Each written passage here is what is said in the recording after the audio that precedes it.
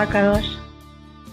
Te damos gracias en este día por permitirnos haber disfrutado de este Shabbat. Gracias, Padre, porque nos has regalado un día donde podemos, Padre, eh, darte gracias, donde podemos reconocer tus grandezas en medio de nosotros, donde podemos reconocer tu paz, donde podemos ver tu mano, Padre, moviéndose en medio de nosotros.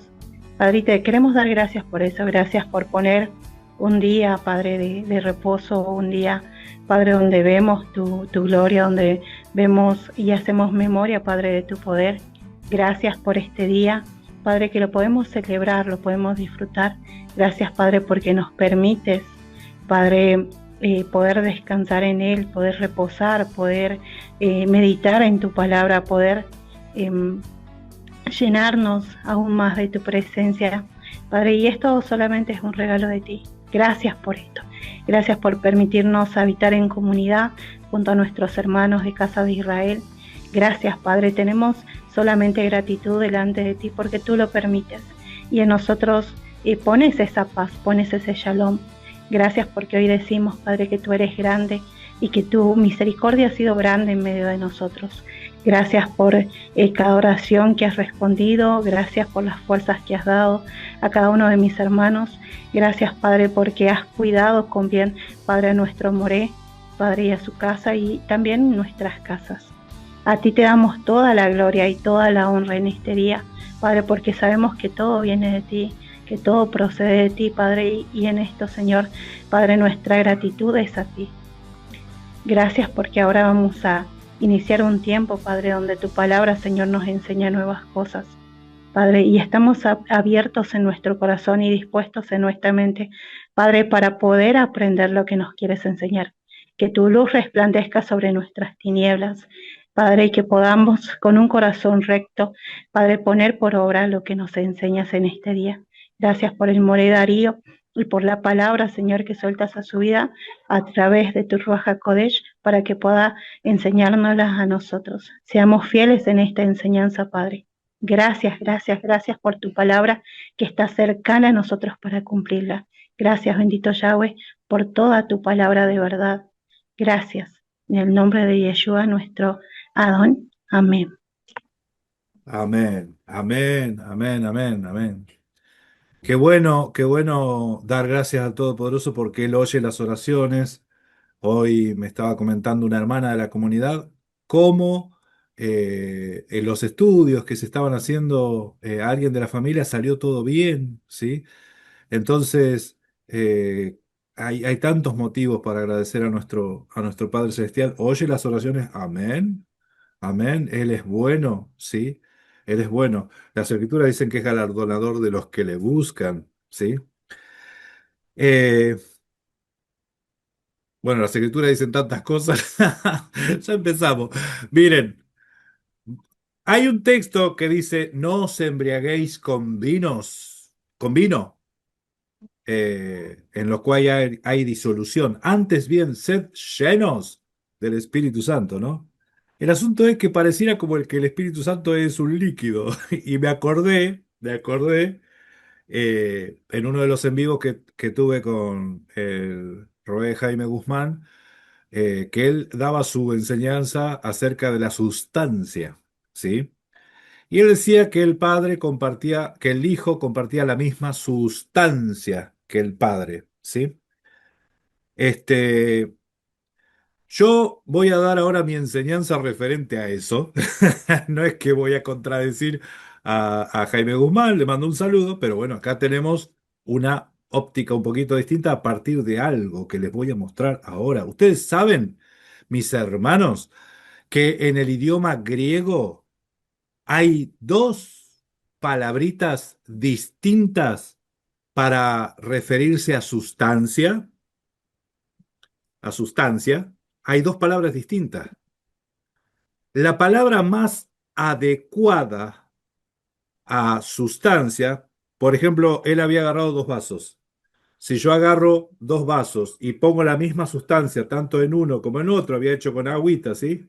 Y los dos vasitos tenían la misma sustancia, eh, esa expresión que uno tiene una porción del otro, no es la palabra hipóstasis, es la palabra, a ver, se escribe ousia, ousia, ¿sí?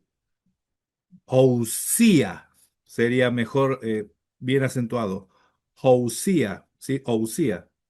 Sabemos que el griego, cuando hay un diptongo, se juntan la O y la U, y sí, eso sería como usía. Ese es el sonido, así sería la correcta pronunciación, ¿sí? Ousia. Y está la otra palabra, que es la palabra hipóstasis. La palabra hipóstasis no significa que dos comparten la misma sustancia, ¿sí? Acá tenemos un problemón porque ustedes saben que el concilio de Nicea, allá por el año 300, ¿sí? Alrededor del año 300, trataron este tema y se ve que no lo terminaron de redondear bien porque después tuvo que haber otro concilio más. Entonces, la Trinidad lo fue resolviendo en varios concilios. En Nicea fue en el año 325. Pero después hubo otro concilio más para terminar de darle forma a esa teología en Constantinopla en el año 381. ¿Sí? Sí, 381. Del 325 fue el primero, el 381 fue el otro concilio, para terminar con esto de encajar lo de la sustancia y con la Trinidad. Pero hay un problemón enorme. Ya en su momento vamos a estar hablando de los concilios, pero si ustedes buscan la diferencia entre estas dos palabritas, Ousia se refiere a la esencia, dice, Ousia es la esencia o sustancia, dice, común a las tres personas de la Trinidad. O sea que para decir sustancia, Padre, Hijo, Espíritu Santo, que tienen la misma sustancia, la palabra que se tendría que usar en la Biblia tendría que ser la palabra ousia, ¿sí? Ustedes saben que esa palabra ousia, ay, ya le iba a decir no está en la Biblia, sí está en la Biblia, pero no, nunca se refiere a Dios. La palabra ousia, en ningún lado está ousia refiriéndose a Dios, ¿sí? Entonces, ¿qué es ousia? Ahí tenemos la definición. Ousia dice significado, dice sustancia, esencia, naturaleza en común de varios individuos. Naturaleza en común de varios individuos. Anótense esta palabra ousia, miren, acá se la agrando. Naturaleza común de varios individuos, ousia, ¿sí? En la Trinidad, en la teología de la Trinidad, es la sustancia divina que comparten el Padre, el Hijo y el Espíritu Santo. Para ellos son tres personas distintas, ¿sí? Ok. ¿Hay algún texto que hable de que el Padre y el Hijo tienen la misma sustancia? ¿Hay algún texto? Parece que en el español sí hay, ¿sí? Entonces, ¿cuál es el texto que hablaría de eso? A ver, ¿cuál es el texto? ¿Están viendo acá? ¿Están viendo acá conmigo Hebreos 1:3? ¿Están viendo? Sí, ¿Sí? Dice, el cual, siendo el resplandor de su gloria, hablando del Mesías, y la imagen misma de su sustancia, ¿sí? El resplandor de su gloria y la imagen misma de su sustancia. Yo tengo que ir ahora a ver esto en el griego, y en griego acá tiene que aparecer la palabra ousia, ¿sí? Tiene que aparecer la palabra ousia para decir que el Hijo tiene la misma sustancia que el Padre, ousia. Bien, entonces, si yo voy a la página Logos Calogos, que es la de interlinear, que es fácil de fácil acceso, fácil de utilizar. Buscamos en el Nuevo Testamento y buscamos el libro a los Hebreos, ¿sí? Hebreos, a ver, me pasé, acá estamos. Capítulo 1, versículo 3, y a ver qué aparece eh, en lugar de sustancia. Ahí aparece la palabra, acá se las marco. Hypostaseus. Hypostasis. Entonces, es del Strong 5287 y dice hypostasis, ¿sí? O hipóstasis. Así es como se pronuncia. De hecho, ustedes habrán escuchado hablar de la unión hipostática, ¿sí? Hipóstasis. ¿Bien? Entonces, el texto que dice acá que es de la misma hipóstasis, no dice de la misma ousia. Dice de la misma hipóstasis. Ahora, ¿qué es hipóstasis? Vamos a ver qué es hipóstasis. Bien, acá está la página en negro. ¿Se ve la pantalla en negra? ¿Se ve la definición de Sí, se hipóstasis? ve. Sí. Hipóstasis. Entre paréntesis, persona. Escuchen, escuchen. Abran bien los ojos. Ah, no, los oídos. No, sí, los ojos también. Dice, se refiere acá en la Trinidad, se refiere a cada una de las tres personas. Ay, ay, ay, ay, ay. Hipóstasis es persona, ¿sí?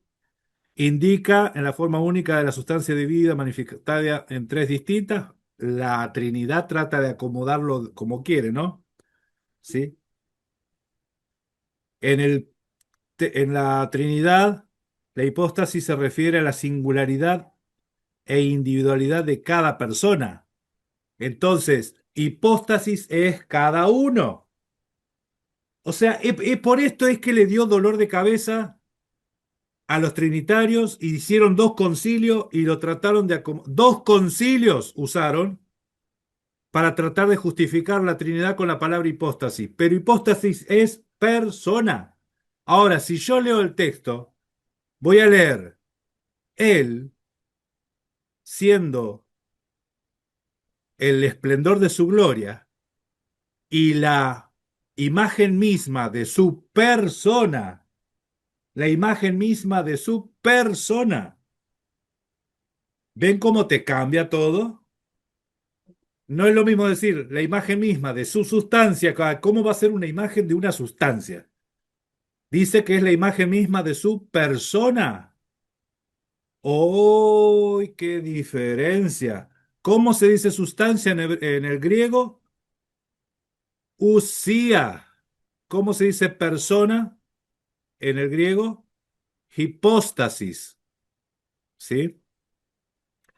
La palabra usía, varias personas pueden compartir la misma usía, pero la palabra hipóstasis es propio y personal de uno solo, ¿sí? Uy, qué bueno que se puso, qué bueno que se puso. Entonces, entonces, se dan cuenta que los textos en griego, las palabritas son importantes. Las palabritas te distinguen algo y no se usa cualquier palabrita para decir cualquier cosa, ¿sí?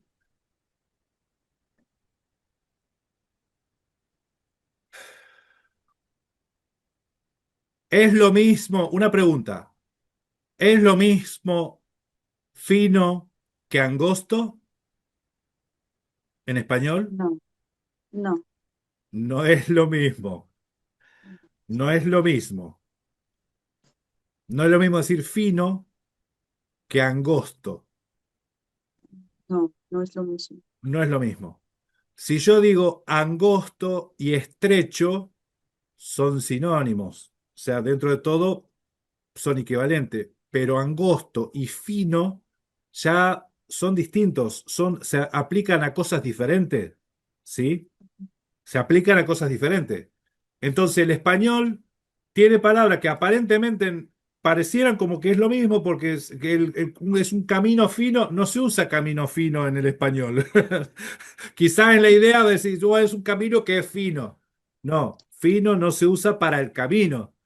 Para el camino se utiliza estrecho o angosto, ¿sí? Angosto o estrecho, pero fino no, fino es para otra cosa. Bueno, eh, el griego tiene también esas cosas. No podés usar la palabra eh, eh, hipóstasis para indicar a dos personas distintas que tienen la misma sustancia, porque hipóstasis es persona, ¿sí? ¿Se entiende? Para indicar que dos personas tienen la misma sustancia, ahí tendría que usar la palabra usía, usía, ¿bien? Esto es el núcleo del problema que tuvieron estos dos, el concilio de Nicea. Porque si el concilio de Nicea no pudo resolver esto fue porque necesitó otro concilio más para resolverlo. Se pusieron de acuerdo, ¿sí? O sea, ya estamos llegando al siglo, casi llegando al siglo quinto, ¿sí? Ustedes saben que siglo tres es el año del 200 al 299. Siglo cuatro es del 301 al 399. ¿Sí? El siglo quinto empieza en el año 401, ¿se entiende?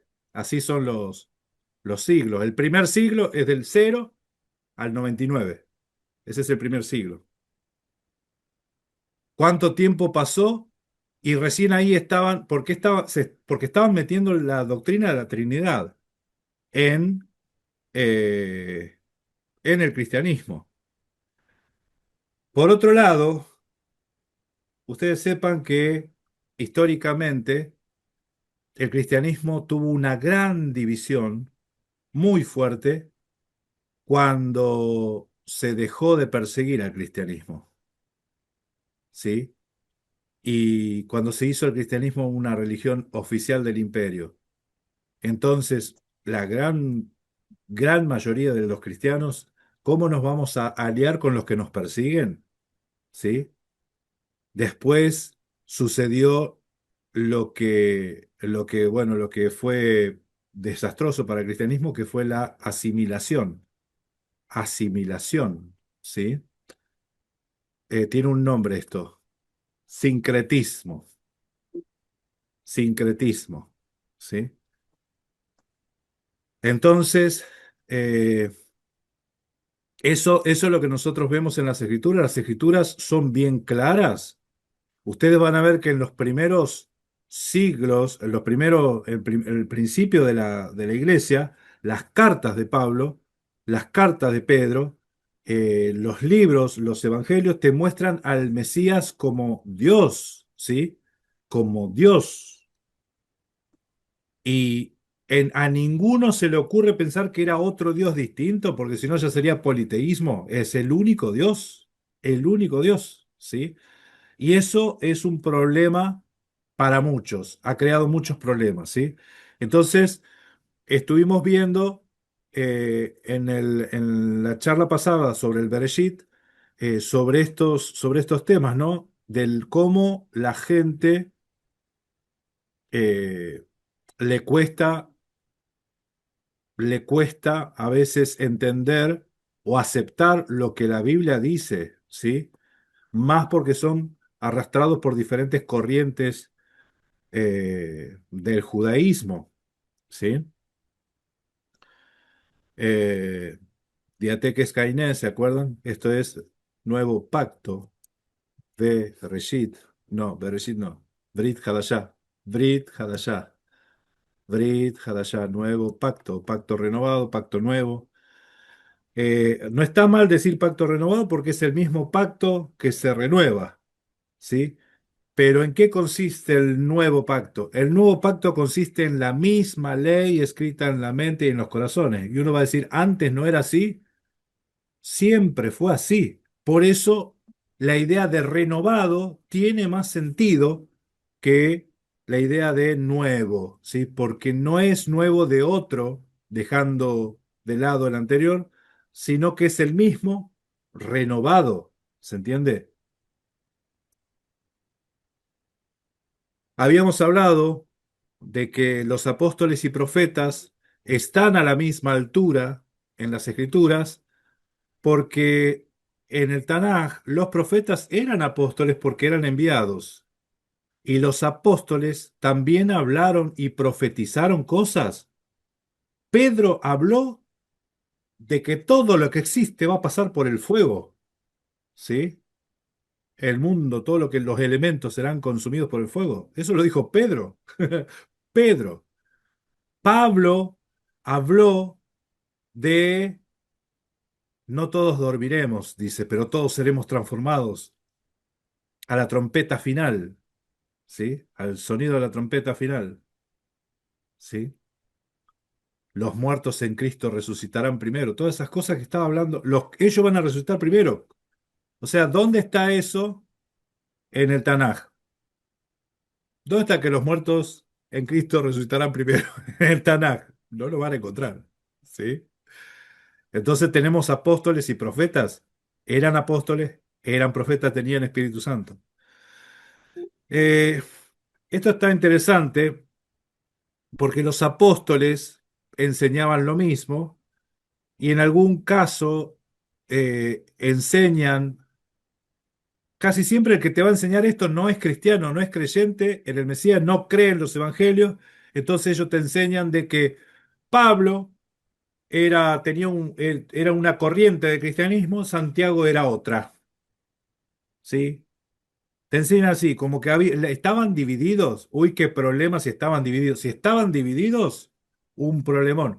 Una cosa es tener una disensión o una contienda por un tema específico, pero para eso se llega al concilio. Pablo y Bernabé no, no pelearon ellos por temas teológicos. No fue un tema teológico la separación de ellos. Fue un tema por una personita que se llamaba Juan Marcos, ¿sí?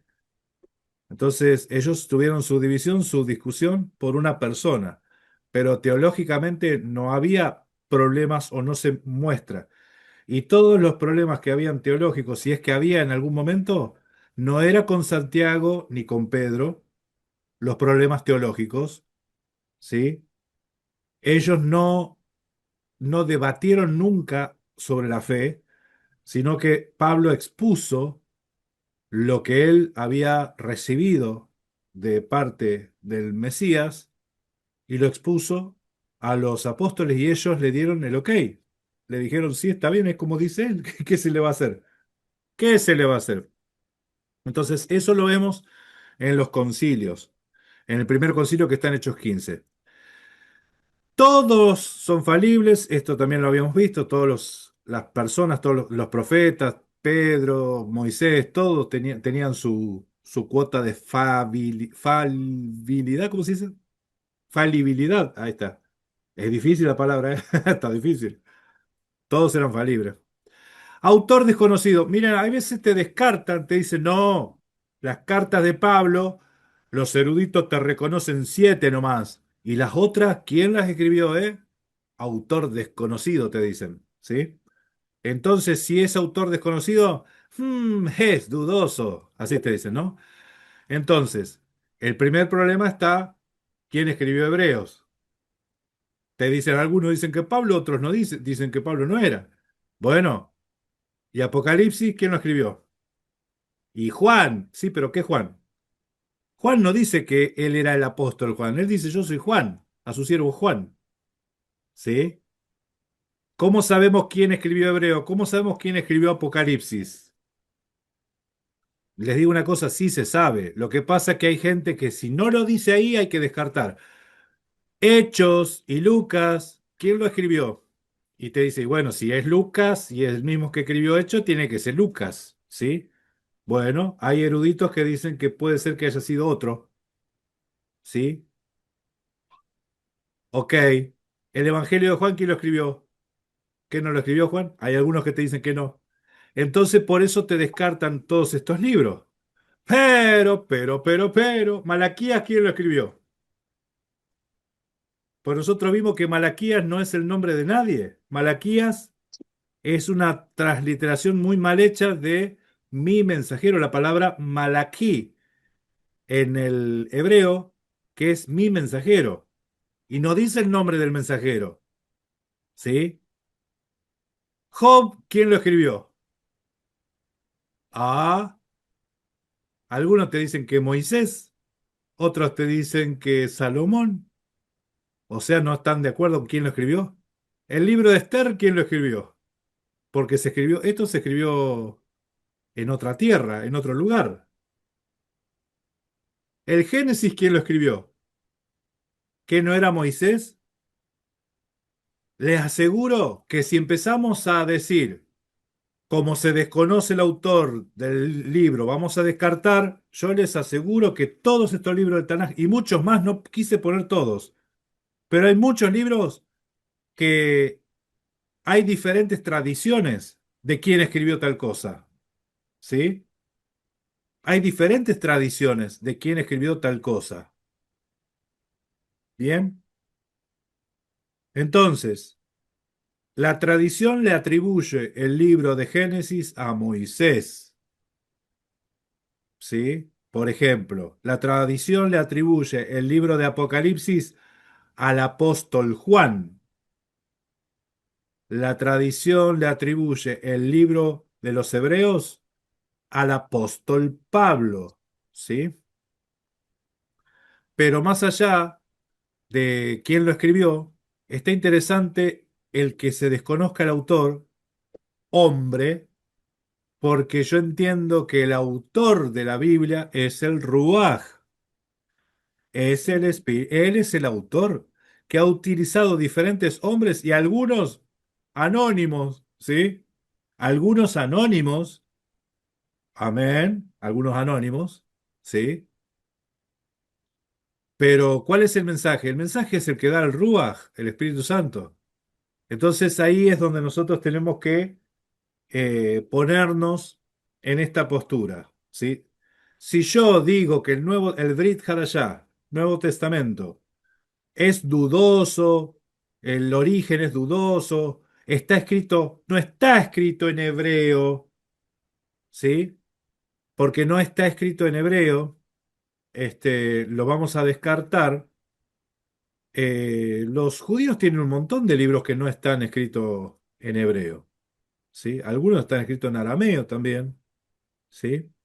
Entonces, esas excusas son bastante eh, cortas, ¿sí? Si yo quiero descartar un libro por el idioma que fue escrito o porque no sé quién fue el que escribió, pero el libro está, y si está en las escrituras es porque alguien lo consideraba valioso, ¿sí?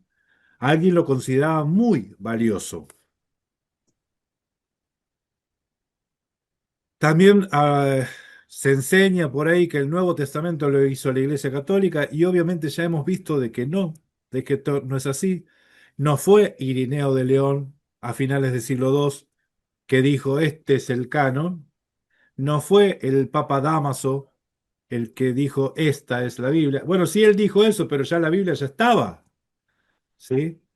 Entonces, nosotros vimos que hubo diferentes expositores que escribían cartas y ellos citaban la Biblia, citaban los textos, enumeraban los libros, y eso es algo ya de común conocimiento, ¿sí? Bien, yo lo que les quería mostrar en esta oportunidad, este era Clemente de Roma que en su carta citó Romanos, Mateo, Hebreos, Corintios, ¿ven? Estos libros citaba Clemente de Roma, y Clemente de Roma es hacia el año 96. Él citaba esto, ¿sí? O sea que Ireneo de León fue mucho después. Policarpo, Policarpo de Esmirna también citó, ¿sí? Policarpo también es a finales del siglo I. Marción de Sinope, la herejía de Marción. Marción apareció con unos libros que él quería establecer el canon. Este fue el que quiso establecer otro canon, y de ahí es donde la comunidad, la iglesia del Mesías, empezó a querer establecer qué es lo que sirve o qué es lo que se llama canon a partir de lo que no es, ¿sí? O sea, ellos, a partir de esta herejía de Marción, fue que el cristianismo estableció cuáles eran los libros, ¿sí? Sagrados. No eran los que Marción citaba. Marción venía con una lista media pervertida. Bien, y yo les quería hablar hoy un poquito acerca de los ebionitas. Los ebionitas. Entonces, nosotros vimos los marcionitas, ¿sí? El marcionismo, o sea, los que creían en la doctrina de Marción. Hoy vamos a ver un poquito acerca de los ebionitas. Todo esto es después de Mashiach, ¿sí? Los ebionitas fueron una secta judío-cristiana que existió en los primeros siglos del cristianismo. Se caracterizaba por mantener la observancia de la ley judía y por considerar a Jesús, Yeshua, como profeta humano. Los ebionitas no lo veían al Mesías como divino, pero sí guardaban la ley, ¿sí? O sea, observaban la ley, pero para ellos Jesús era un profeta humano. ¿A qué les suena? Hay muchos mesiánicos que son así. Mesiánicos, muchos mesiánicos que son así. Ellos lo tienen al Mesías como solamente humano, pero mantienen la observancia de la ley. Rechazan el concepto de la divinidad y el concepto de la concepción virginal, los ebionitas. Entonces ellos tenían una versión del libro de Mateo, pero sin la primera parte. ¿Por qué? Porque ellos no aceptaban la primera parte del libro, que cuentan la concepción virginal de María, sí, de Miriam. El nombre Ebionita proviene de la palabra Ebionim, que significa los pobres. Estos podrían reflejar su énfasis en la pobreza voluntaria, voto de pobreza, ¿a qué le suena? O su humildad espiritual, ¿sí? Pobreza voluntaria. Esas son las cualidades que ellos tenían, ¿sí? Las características principales eran judeocristianos, seguían aferrados a la ley judía y a la tradición, lo que los diferenciaban del cristianismo emergente que se alejaba de estas prácticas. O sea, había cristianos que guardaban la ley, había cristianos que ya se empezaron a alejar de la ley, ¿sí? Eh, la otra característica es el rechazo de la divinidad del Mesías, eso ya lo dijimos. La importancia de la ley mosaica, creían que la ley mosaica era obligatoria para los cristianos y y que Jesús mismo, Yeshua mismo, la había seguido. O sea, ustedes van a ver que dentro de toda herejía siempre hay cosas verdaderas. Herejía no es mentira, sino que herejía es una verdad torcida. ¿Qué es una herejía? Es una verdad torcida o verdad a medias. Cuando alguien pregunte qué es una herejía, ustedes sepan que la herejía tiene cosas verdaderas y tiene cosas torcidas, que no son verdaderas. Entonces un hereje no es 100% satánico, ¿sí? Es una persona que se ha desviado de la verdad o ha torcido la verdad. Bien. La negación del nacimiento virginal, esto también lo hemos visto, creían que Mashiach había nacido de José y María. ¿A qué les suena? Porque hay varios que están diciendo esto ahora, rechazando la idea de la concepción virginal. Miren, yo en cierta oportunidad no tuve problema si alguien me mostraba que José era el papá de Jesús, el papá genético.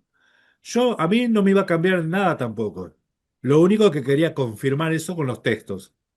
Entonces, eh, empecé a consultar, a indagar en textos en griego, en textos en hebreo, hasta con un judío que yo sabía que si ahí decía que era el hijo de José, me lo iba a mostrar, me lo iba a decir.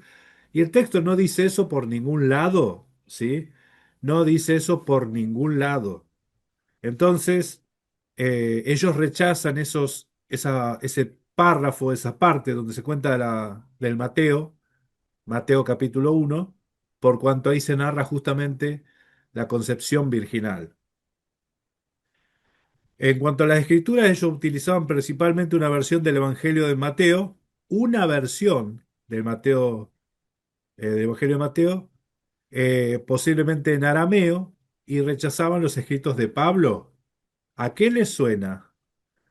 Es que ustedes van a ver que muchos encajan más con el evionismo ahora que con raíces hebreas, ¿sí?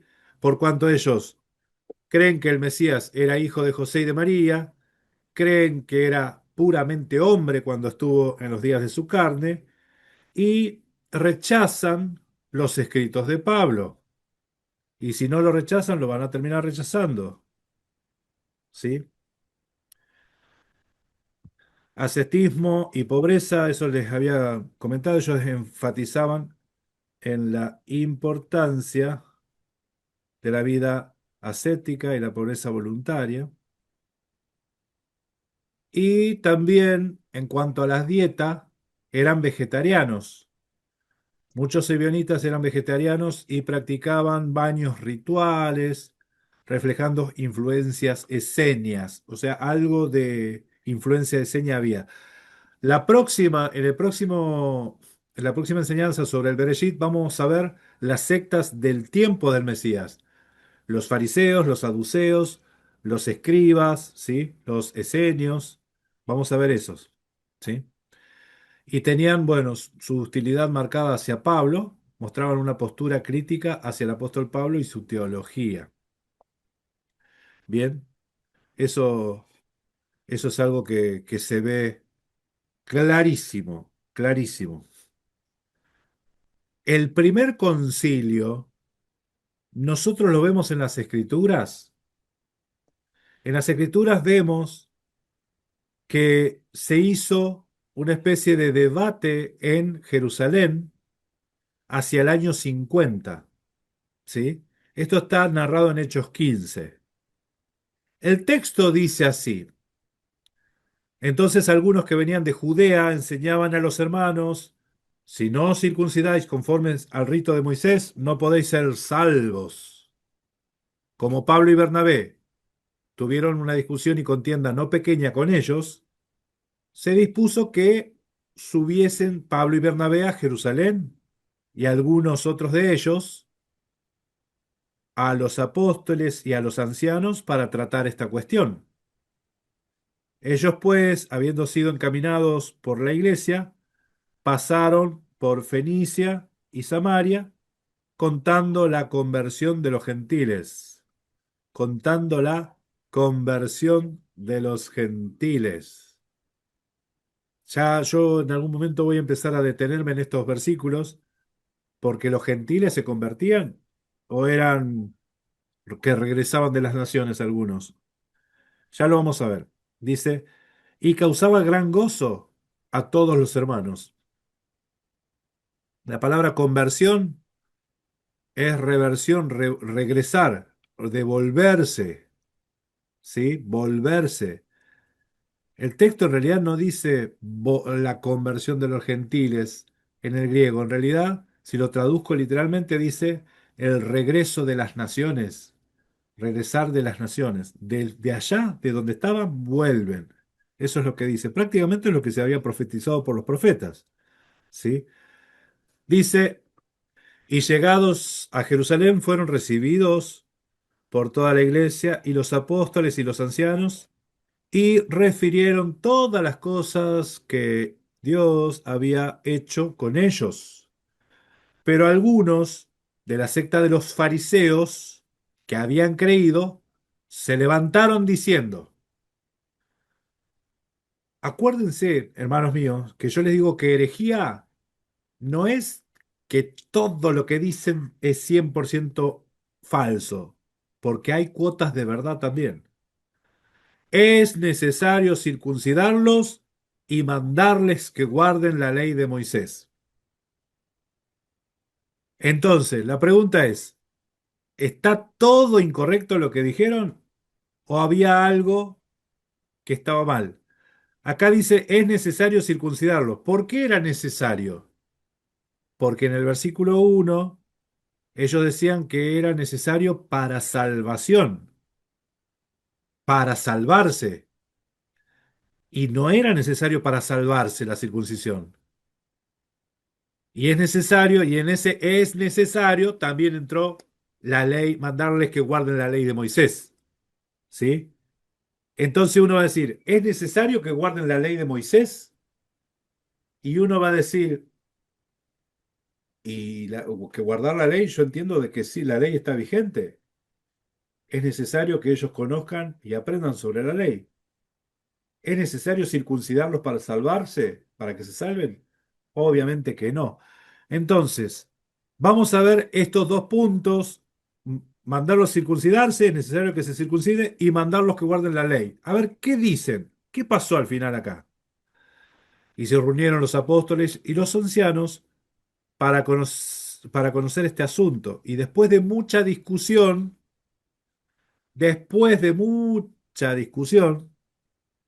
Pedro se levantó y dijo, varones, hermanos, vosotros sabéis cómo ya hace algún tiempo que Dios escogió a los gentiles para que oyesen por mi boca la palabra del Evangelio y creyesen. Y Dios, que conoce los corazones, les dio testimonio, dándoles el Espíritu Santo lo mismo que a nosotros. Ustedes saben que ahí dice, en realidad en el griego dice, dándoles a ellos el mismo Espíritu que a nosotros. En el griego dice, dándoles el mismo Espíritu que a nosotros. ¿Sí? El mismo Espíritu. Esta palabra también está buena analizarla en el griego porque es la misma palabra que aparece en el Filipenses 2 cuando ahí dice, no consideró ser igual a Dios.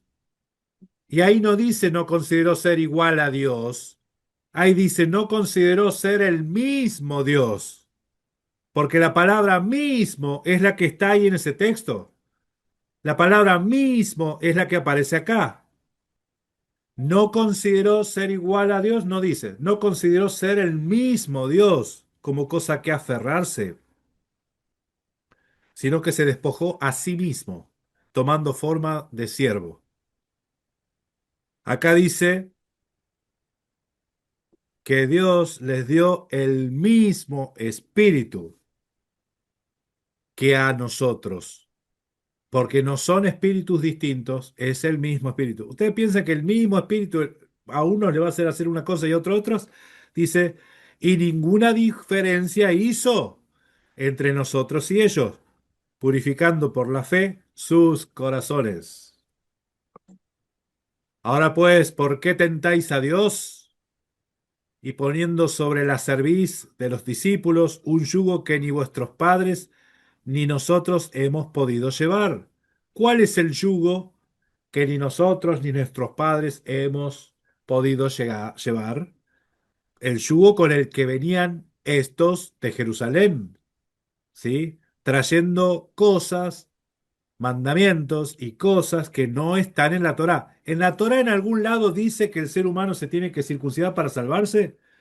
En ningún lado. ¿De dónde salieron estos que si no se circuncida no pueden ser salvos? De un yugo que salió de los sabios ahí de Jerusalén, que ni los padres ni ellos pudieron llevar.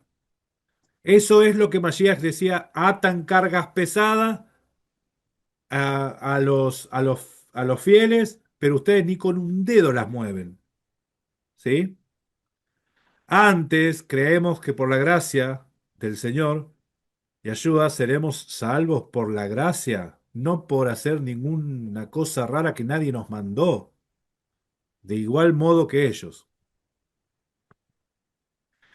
Entonces toda la multitud cayó. Cayó de quedarse callado, no de no de caerse. Toda la multitud se quedó callada. Y oyeron, y oyeron a Bernabé y a Pablo. Vieron que Pablo está en segundo lugar acá. Oyeron a Bernabé y a Pablo, que contaban cuán grandes señales y maravillas había hecho Dios por medio de ellos entre los gentiles, entre las naciones, entre los gentiles. Y cuando ellos callaron, Jacob, respondió diciendo, varones hermanos, oídme. Simón ha contado cómo Dios visitó por primera vez a los gentiles para tomar de ellos pueblo para su nombre. O sea, ellos son pueblo para su nombre. Y con esto concuerda la palabra de los profetas, como está escrito, después de esto volveré y reedificaré el tabernáculo de David. Miren, ya vamos a estudiar el libro de Hechos. Acá no dice el tabernáculo de Moisés, dice el tabernáculo de David. Reedificaré el tabernáculo de David, que está caído, y repararé sus ruinas, y lo volveré a levantar, para que el resto de los hombres busque al Señor, el resto. Y todos los gentiles sobre los cuales es invocado mi nombre, dice el Señor, que hace conocer todo esto desde tiempos antiguos. Por lo cual yo juzgo que los gentiles no se circunciden, dice, que no se inquiete, que no se los inquiete a los gentiles que se convierten a Dios, ahí dice, a los de las naciones que regresan a Dios, ¿sí? Sino que se les escriba que se aparten de las contaminaciones de los ídolos, o sea, que dejen de ser paganos, de la fornicación, de ahogado y de sangre. Esto también lo vamos a ver cuando estudiemos el libro de Hechos, que estas tres cosas se le está pidiendo. Apártense de los ídolos, de las contaminaciones de los ídolos, de la fornicación, contaminación de fornicación, de ahogado y de sangre. Dice, porque Moisés desde tiempos antiguos tiene en cada ciudad quien lo predique en las sinagogas donde es leído cada día de reposo. ¿Qué tiene que ver acá Moisés con lo que se está hablando? O sea, ¿por qué Santiago lo citó a Moisés? ¿Por qué Santiago dice que Moisés desde tiempo antiguo tiene quien lo predique en cada ciudad, cada día de reposo? Porque el problema era circuncisión para salvación y que guarden la ley. Entonces, en cuanto a la circuncisión para salvación, acá dice que no se los inquiete. Y en cuanto a la ley, que se les escriba que se aparten de contaminaciones de ídolos, de ahogado y de sangre, eso que porque eso hay una urgencia y que hagan eso, porque desde tiempos antiguos tienen en cada ciudad quien les predica en cada sinagoga desde tiempos antiguos a Moisés, ¿sí? Donde es leído cada día de reposo. Entonces, Moisés y la ley son sinónimos en estos versículos, ¿sí? No han leído a Moisés. Esto es, cuando se dice Moisés, se está diciendo la ley en este contexto. Si ustedes leen el capítulo 21, en el capítulo 21 de Hechos de los Apóstoles, pareciera como que se vuelve a tocar este tema y dice, entonces pareció bien a los apóstoles y a los ancianos, con toda la iglesia, elegir entre ellos varones y enviarlos a Antioquía con Pablo y Bernabé, a Judas, que tenía por sobrenombre Barsabá, y así las varones principales de entre los hermanos, y escribir por conducto de ellos los apóstoles y los ancianos y los hermanos, y a los hermanos de entre los gentiles que están en Antioquía y en Siria y en Cilicia, salud, por cuanto hemos oído que algunos han salido de vosotros, a los cuales no dimos órdenes, os han inquietado con palabras, perturbando vuestras almas y mandando a circuncidar y que guarden la ley. Perdón, este es Hechos 15. Esto es Hechos 15 que continúa diciendo esto, ¿sí? Ahora, el texto que está en rojo mandando circuncidaros y guardar la ley, eso no está en el texto original hebreo, griego, perdón, griego. Mandándoles circuncidaros y guardar la ley, eso no está en el texto griego. Si estuviese ya te cambia bastante las cosas, pero no está. Nos ha parecido bien llegar a un acuerdo. Elegimos varones y enviarlos a vosotros con nuestro amado Bernabé y Pablo, hombres que han expuesto su vida en el nombre de nuestro Señor Jesucristo. Así que enviamos a Judas y a Sila, los cuales también de palabras os harán saber lo mismo, porque ha parecido bien al Espíritu Santo y a nosotros no imponeros ninguna carga más que estas cosas necesarias, que os atengáis de lo sacrificado a los ídolos, de sangre y de ahogado y de fornicación, de las cuales cosas si guardadas haréis bien, pasarlo bien. ¿Y qué pasó con la ley?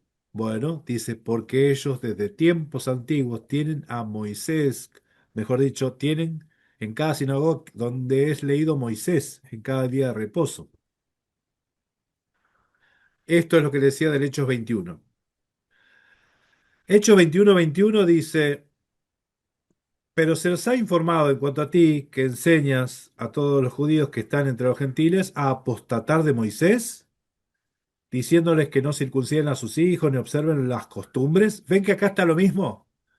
No circunciden a sus hijos y no observen las costumbres. ¿Qué hay pues? La multitud se reunirá, de cierto, porque oirán que has venido. Haz pues esto que te decimos. Entre vosotros hay 4 hombres que tienen obligación de cumplir votos. Tómalos contigo, purifícate con ellos y paga sus gastos para que se rasuren la cabeza y todos comprenderán que no hay nada de lo que se informó acerca de ti, sino que tú también andas ordenadamente guardando la ley. Pero en cuanto a los gentiles que han creído, nosotros le hemos escrito determinado, eso que está en rojo no existe en el texto griego, que se abstengan de los sacrificados a los ídolos, de sangre, ahogado y de fornicación. Eso que dice que no guarden nada de esto, solamente que hagan esto otro, eso que está en rojo, eso en el texto griego no está. Es una añadidura. ¿Qué problema cuando salen estas añadiduras? En el primer concilio, ¿qué se trató? Circuncisión para salvación y que guarden la ley. ¿Qué se resolvió? Que no se los inquiete. No dice que no se circunciden, dice que no se los inquiete. Y en cuanto a la ley, bueno, que se abstengan de los ídolos. ¿Qué es eso? Eso es un mandamiento. No tendrás ídolos. ¿No es el primer mandamiento ese? Amarás al Señor tu Dios con todo tu corazón. No te harás imágenes, no te vas a hacer ningún ídolo. De la contaminación de fornicación, de ahogado y de sangre. La fornicación ya sea espiritual o física, de ahogado y de sangre. ¿No son mandamientos esos? Si ustedes piensan que el gentil no tiene que cumplir mandamientos, que puede comer cualquier cosa, ¿por qué acá dice que no coman sangre? Que se abstengan de sangre. Si cada uno que esté libre de conciencia, ¿sí? En Romanos 14, que pareciera que cada uno puede comer libre de conciencia, que tenga libertad, pero ¿por qué se les va a mandar a que se abstengan de ahogado y de sangre? Entonces, obviamente todo tiene un contexto, y en el Hechos 15 se les da estas instrucciones como urgente, porque parecían que eran prácticas comunes entre los gentiles, y les dice, esto es lo que se les manda, ¿sí? Esto es lo que se les manda a ustedes. Y después Santiago dijo, porque ellos tienen en cada sinagoga, guiño, guiño, quien les lea a Moisés cada día de reposo, donde es leído Moisés, en cada ciudad. ¿Se entiende? ¿Y para qué dijo eso Santiago? Porque Torah van a tener, la ley lo van a tener en la sinagoga. ¿Ustedes qué se piensan que se leía en las sinagogas? ¿Qué se leía en las sinagogas? Se leía la Torá. La Torá se leía. La Torá y los profetas. Bien. Así que bueno, hasta aquí el mensaje de hoy. No sé si alguno quiere hacer algún comentario, algo más. ¿Cómo están?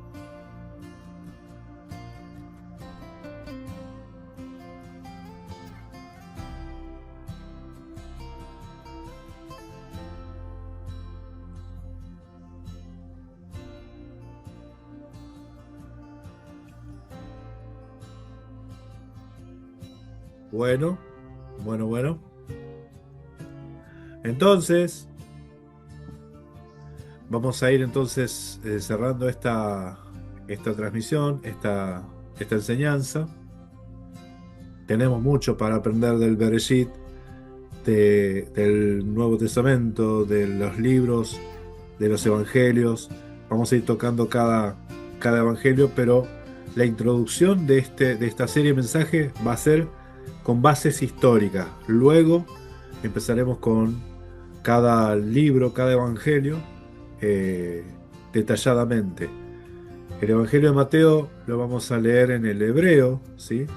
Lo vamos a ver en hebreo y lo vamos a comparar con el texto griego también, ¿sí? Ese creo que va a ser el más que podemos sacar muchísimas más riquezas, porque lo tenemos en dos idiomas distintos.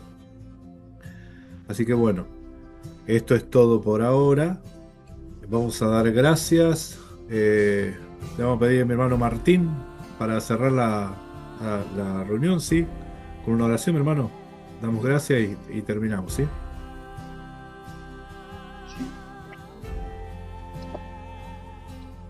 Padre, te damos gracias en esta tarde, Señor, por tus múltiples misericordias, por tus múltiples bendiciones.